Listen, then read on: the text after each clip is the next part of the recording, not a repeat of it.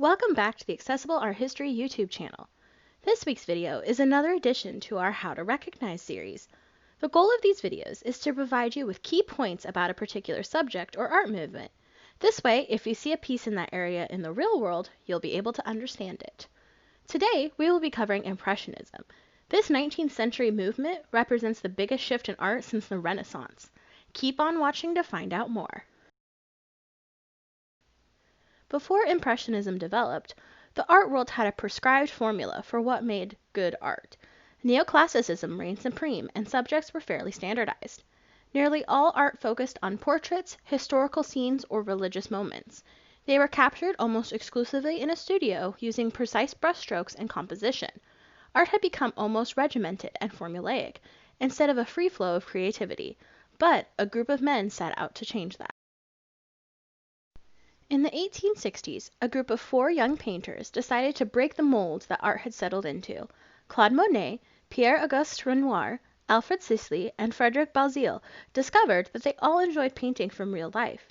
Landscapes and scenes of everyday people gave them far more inspiration than the standard scenes. They also believed that art was best made out in the world, not stuck in some studio where they had to go by memory of what the moment had looked like. At first, this group, who would later be dubbed the Impressionists, were inspired by the work of Gustave Courbet. He was a realist who shocked the world by showing scenes of the lowest class of citizens.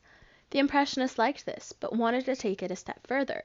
Eventually, Edouard Monet began to lead discussions on this new style, though he loathed the term Impressionist. More and more artists began to flock to this new ideal, including Camille Pissarro, Paul Cézanne, and Armand Guillaumat. These men tried to show their art at the famous shows and salons in Paris, but were constantly rejected. They simply didn't fit the ideal of art at that time, so they rebelled. In 1873, they started their own show, the Cooperative and Anonymous Association of Painters, Sculptors, and Engravers. At first, reception was mixed, but as more and more people visited these shows, they began to understand the change and to fall in love with it. Today, Impressionism is one of the most popular movements in the history of art. As mentioned before, art in the period before Impressionism was precise. Nearly invisible brushstrokes formed balanced compositions. Every detail had its place. But with this new movement came a new style of painting. Impressionist paintings are marked by several things. First are the short, quick brushstrokes. This would apply the paint thickly to the canvas, creating texture and dimension. To create even more texture, the paint wasn't allowed to dry in between layers.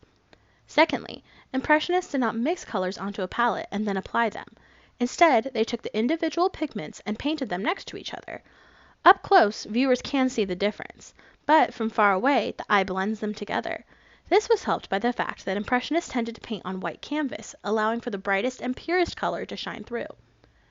Perhaps the most important element of the Impressionist viewpoint was painting from real life.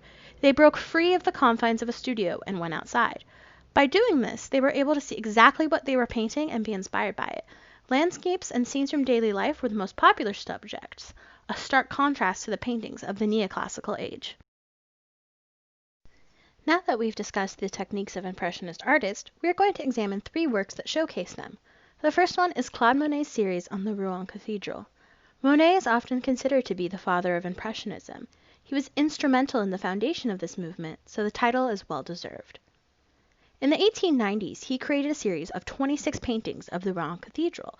Each work shows this Gothic church at a different time of day and different times of the year. Monet was interested in seeing how the light would change the appearance of the building. In fact, he rented an apartment across the street from the cathedral in order to quickly get outside when the light was just right.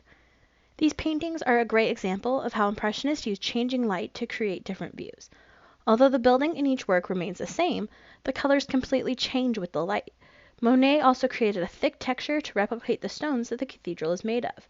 By using these techniques, Monet shows the viewer how their perception and impression of something can be different depending on its surroundings. Another hallmark of the Impressionist movement was the use of bright colors. No one exemplified this better than Pierre Auguste Renoir. He focused on capturing the beauty in everyday life, especially the light-filled happy moments. His works are characterized by bright colors and images of female sensuality. This is most clearly seen in his work, Luncheon of the Boating Party. Painted in 1881, It shows Renoir and a group of his friends having lunch on the River Seine. It is a snapshot of a carefree life. The group is laughing and smiling with a bountiful lunch spread out before them. Renoir uses his trademark bright and rich colors to create the scene. They are mostly primary colors, with a few secondary ones added in for detail.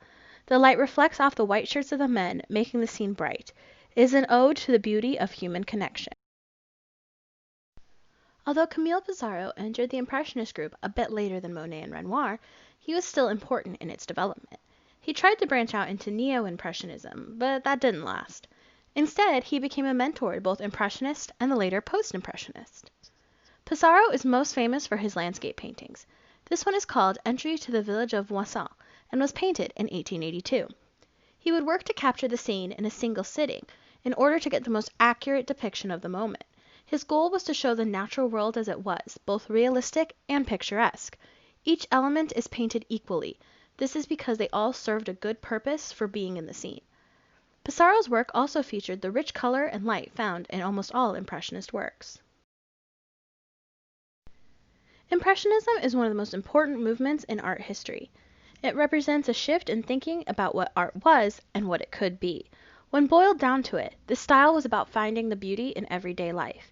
It made art accessible for everyone.